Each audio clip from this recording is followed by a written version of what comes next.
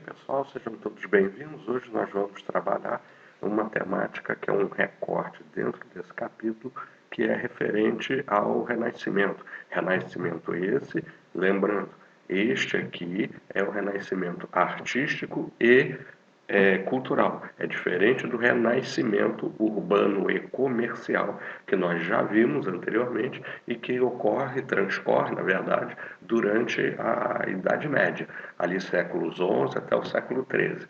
Esse aqui nós temos ele na sequência da crise do século XIV, então fundamentalmente pega séculos XIV, XV e XVI. Já no XVII nós temos um outro patamar, que é a chamada Revolução Científica do século XVII, que é um tema que nós vamos abordar mais adiante e que é correlato a esse. Porque tanto o Renascimento quanto a Revolução Científica do século XVII, como o Iluminismo no século XVIII, eles têm um fio condutor que é o avanço do pensamento racional e, consequentemente, uma diminuição, uma redução do pensamento dominado pelos aspectos sobrenaturais, religiosos, etc.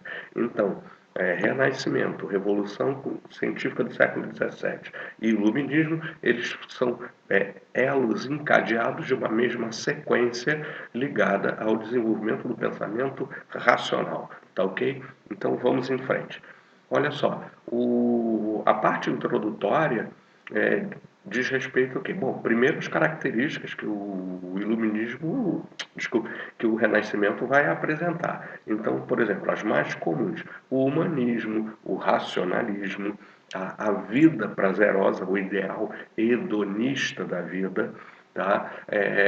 A recuperação dos valores greco-romanos. E por que greco-romanos? Porque nas sociedades grega e romana, no período clássico, né, nós temos toda uma valorização de uma estética humana, né, em que os deuses têm forma humana, a representação desses deuses enfatiza essa estética humanizada, né. Eles têm, diferente, por exemplo, se você vai comparar com os deuses egípcios, que tinham características zoantropomórficas, né? Misturavam características animais e humanas, mas na arte antiga, basicamente, o que você tem são deuses que têm uma aparência, uma forma humana, ainda que pontualmente um ou outro que tenha uma característica animalizada, mas os deuses mais importantes são deuses com forma e características humanas, né? Então, a valorização dessa estética humanizada, ela é recuperada nesse momento. Então, esses valores humanísticos, eles ganham destaque, eles ganham influência e eles bebem nessa tradição clássica, né? E assim, se a gente vai comparar com a arte do período medieval, que era uma arte profundamente dominada pela influência religiosa, a arte é uma arte ligada à religião. No período do Renascimento, há um descolamento parcial dessa característica, porque grande parte da arte do Renascimento vai revelar, vai trazer aspectos ligados ao humano. Tá? Então, se no mundo medieval se pintava massivamente uma descrição, uma retratação da influência religiosa, no mundo do Renascimento, antes que a própria igreja viesse a se inserir dentro do processo do Renascimento, essa arte era uma arte que valorizava a figura humana, a condição humana, questões relacionadas ao homem. Então, se no mundo antigo se no mundo medieval eu pintava uma arte religiosa, nesse mundo do Renascimento você pinta uma arte em que o homem tem um papel destacado. Então, uma outra característica que eu tenho do período do Renascimento é justamente a visão antropocêntrica do mundo, né? O mundo gira a partir daquilo que é o homem, o direito do livre-arbítrio, né? Nós já acabamos de ver na parte referente ao conjunto das reformas protestantes, que uma das teses luteranas, né, é o quê? Era aquela que o homem é quem se salva. O homem salva-se por sua fé. O homem se salva. O homem, essa figura central, ela inclusive é responsável pela sua própria possibilidade de salvação. Então, o Renascimento ele se mistura também com as reformas protestantes, né? Porque, conforme eu já falei anteriormente, essas coisas acontecem todas quase que simultaneamente, elas são todas contemporâneas entre si. Renascimento, reforma, expansão marítima e comercial, né? A formação do Estado Nacional, essas coisas acontecem quase que simultaneamente. Quando não estão transcorrendo no mesmo momento, estão transcorrendo em momentos muito próximos. Então eu tenho aqui, conforme eu coloquei nesse quadro, que nunca faria um quadro tão bem escrito, que ninguém tem problema com a leitura, né? Ninguém se engana com o que está escrito. Então aqui eu tenho, por exemplo, eu destaquei para vocês, né? Essa questão de que você... por que na Itália? Porque desde o período das Cruzadas, a Itália foi uma zona de passagem, né, entre o Oriente e o Ocidente. Isso ajudou grandemente a você constituir na Itália uma camada burguesa, uma camada de comerciantes, de mercadores, de campistas bastante significativa. E se a gente vai pensar num tema que eu abordei na aula anterior, que era a crítica à noção do justo preço, essa camada social que prospera e que enriquece, ela precisava buscar formas de se projetar, se afirmar socialmente. E, neste caso, como é que ela faz isso? Já que juntar dinheiro era uma coisa mal vista, era preciso você inverter essa visão negativa sobre lucrar, sobre acumular dinheiro, que se no campo da religião virar com as reformas protestantes, na vida cotidiana, vai vir, por exemplo, com a exaltação, por exemplo, de que essa riqueza não era uma coisa ruim, ter a casa mais bonita, ter a maior casa do burgo, vestir-se de forma luxuosa, a si, sua família, ser capaz de prover a lembrança, ainda que exagerada, dos seus antepassados, né? Fazer uma estátua que tornasse o mercador, o comerciante mais alto, mais forte, mais belo, mais simpático, etc., eram formas de você buscar uma afirmação social numa época em que juntar dinheiro tinha essa carga negativa, essa carga de desprestígio. Então, nessa sociedade italiana que prospera, que enriquece, tá? Lógico que vai haver o atropelo por parte da crise do século XIV, principalmente por causa da peste negra, mas essa camada, ela vai buscar um reconhecimento. Todos os comerciantes, ou que eu poderia dizer que, se não todos, mas a esmagadora maioria deles, em tempos idos, em algum momento, eles tinham sido campônios submetidos à exploração senhorial e que se haviam emancipado ao longo do tempo. Então, esses burgueses não veem necessariamente algo do que se arrepender ou se envergonhar, muito pelo contrário, e sim de se exaltar. Então, consequentemente, você tem essa valorização daquilo que está relacionado ao próprio homem, e a partir dessa condição, você tem o fato de que na Itália você tem recursos acumulados para serem utilizados por isso. E para ter a casa mais bela, a escultura mais bem feita, a pintura mais fiel, eu precisava ter artistas ou pessoas que se dedicassem a isso em tempo integral. Aparece, por exemplo, a prática do mecenato, que é quando você tem alguém que banca você enquanto você desenvolve seus talentos, suas habilidades, e sem ter, desculpa, sem que você tenha a necessidade de ganhar o pão de cada dia. Né?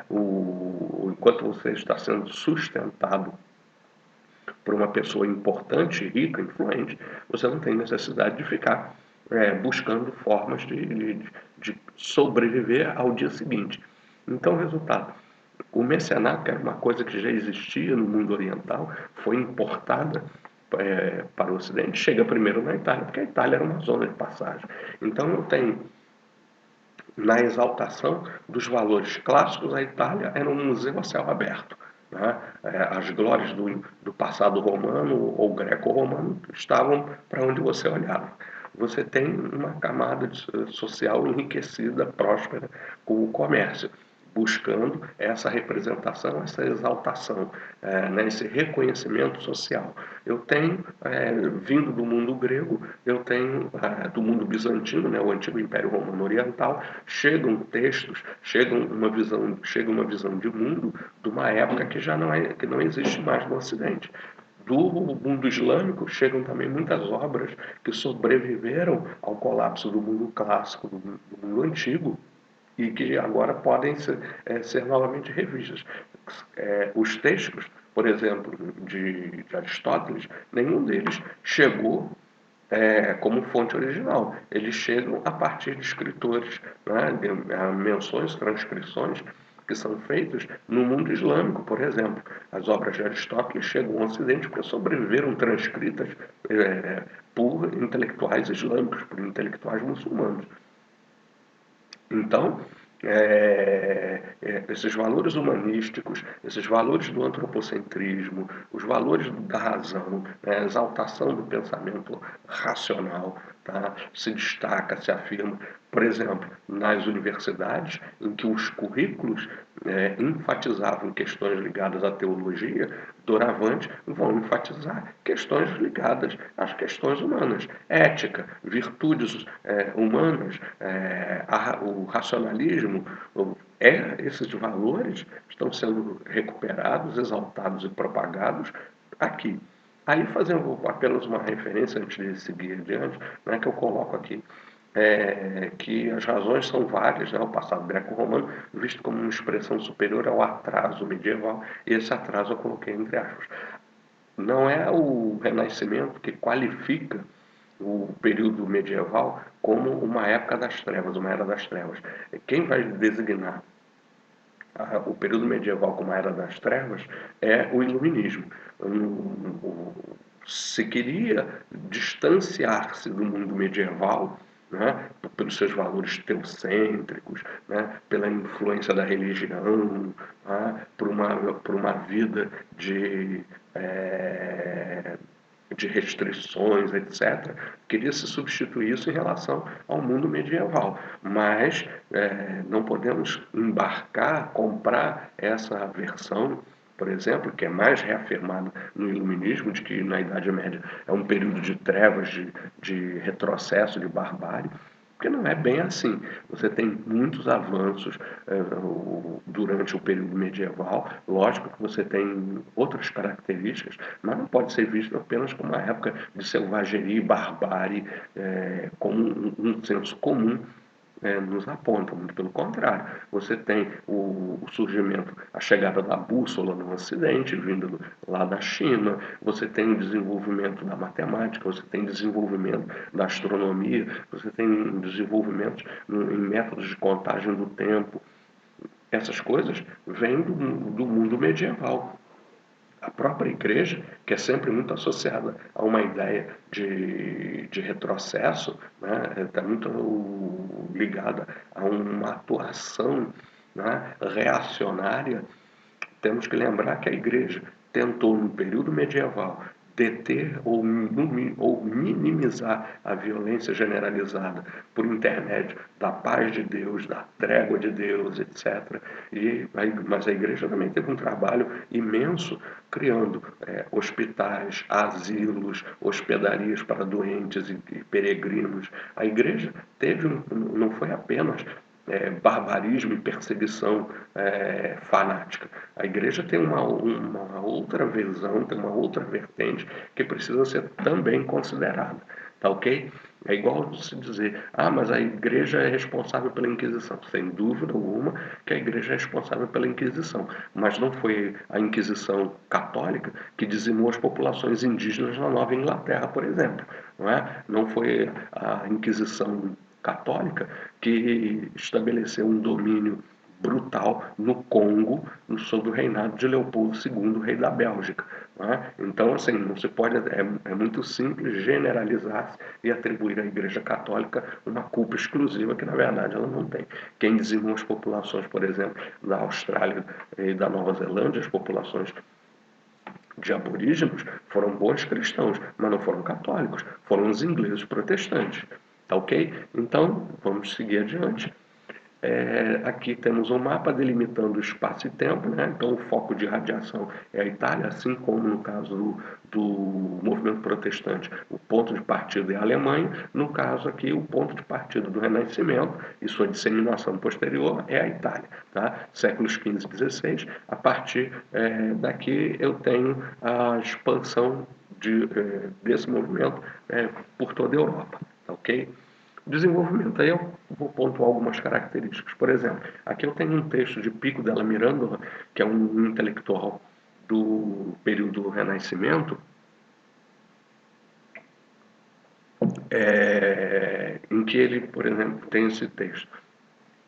Deus escolheu o homem e, colocando-o no centro do mundo, disse-lhe: És tu que, segundo os teus desejos e o teu discernimento, podes escolher. Isso aqui, obviamente, está fazendo uma evocação ao caráter antropocêntrico, mas não só ele. Você pode ver que aqui há ainda uma questão religiosa, porque Deus escolheu, né? Então não há um rompimento nesse fragmento, não há um rompimento linear em relação à religião. Se considera ainda a presença de Deus, mas que Deus escolheu esse homem, né? Colocou-o no centro do mundo e deu a ele o quê? O livre-arbítrio. És tu que, segundo os teus desejos e o teu discernimento, podes escolher.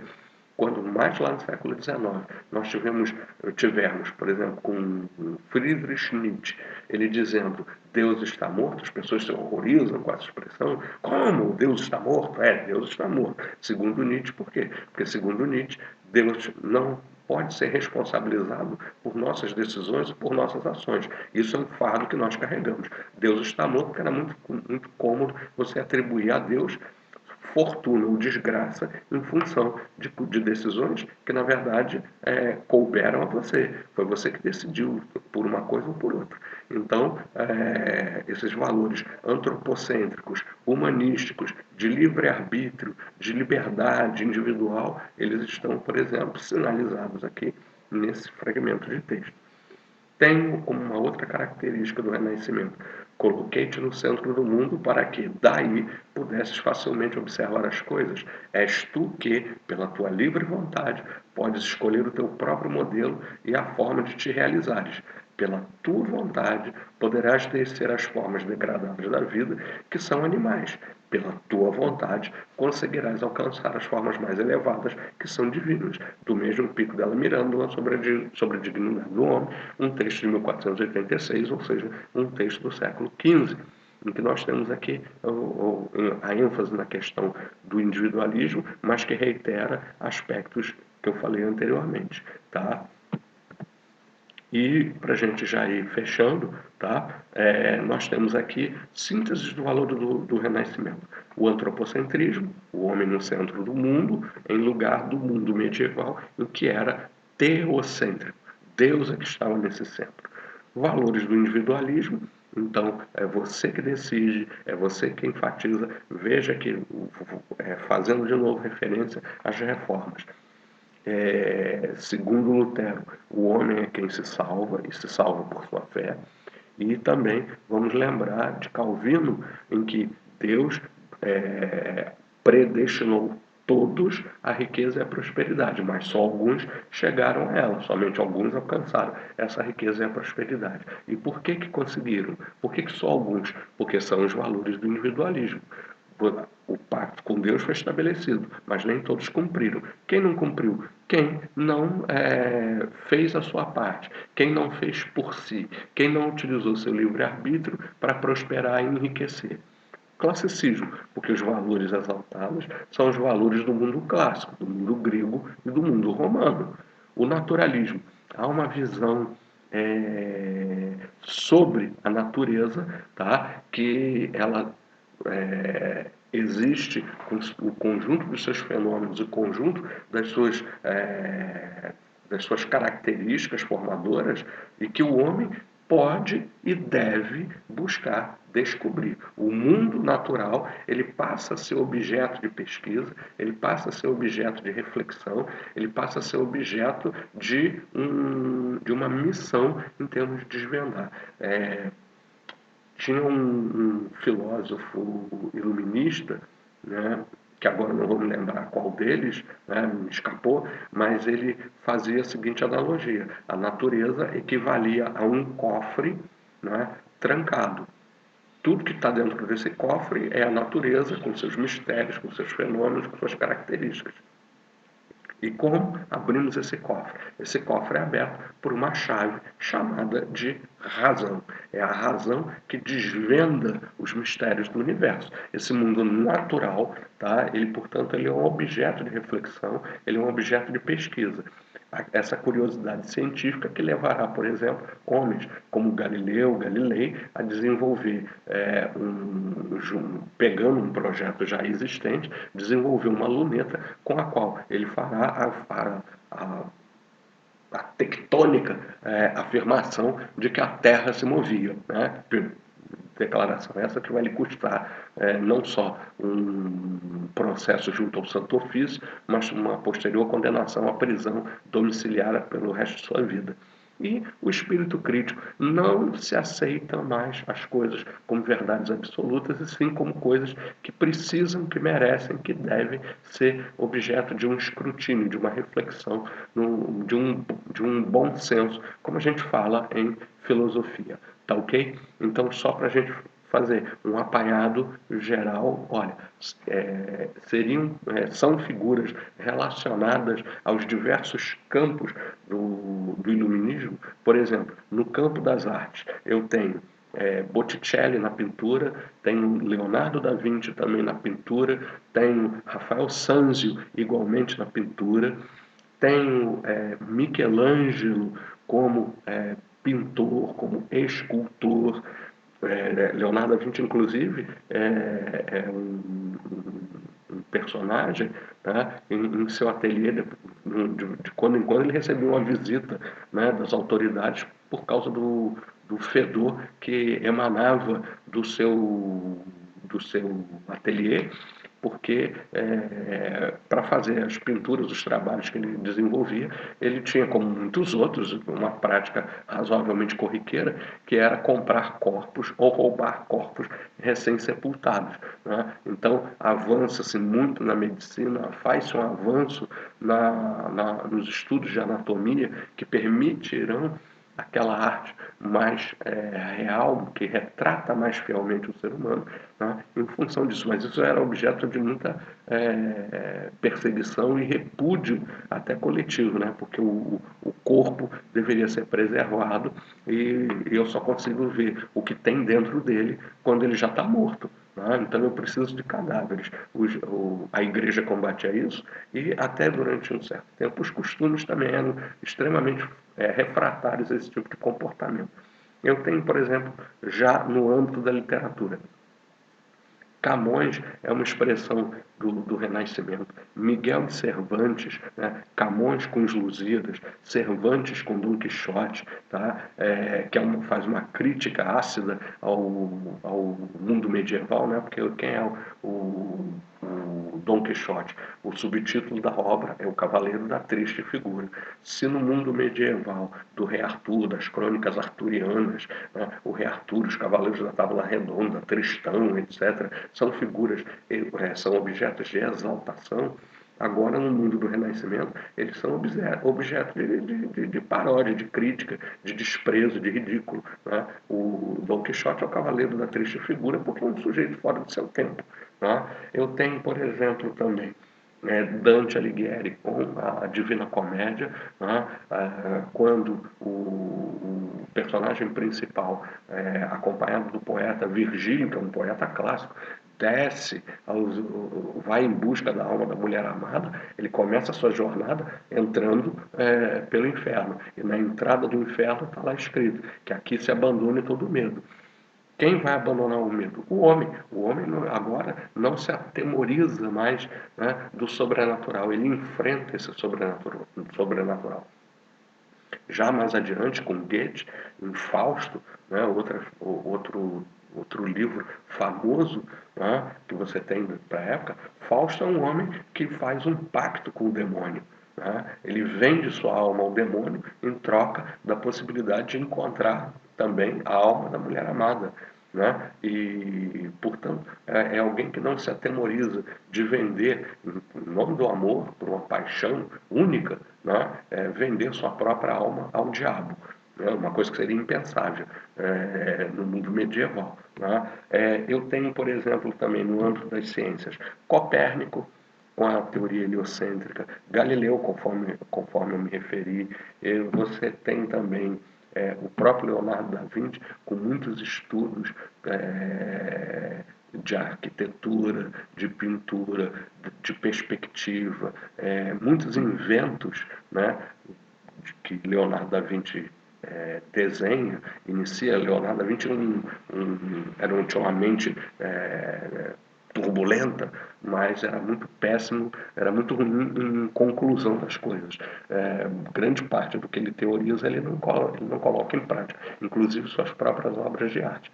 Mas um tanque de guerra, um helicóptero, asas, né, era uma metralhadora primitiva, são coisas que Leonardo da Vinci vai pensando. Então, nesse período do Renascimento, eu tenho uma efervescência muito significativa, tá ok? Por hoje a gente conclui, tá? Vamos, portanto, fechando essa parte dos nossos conteúdos.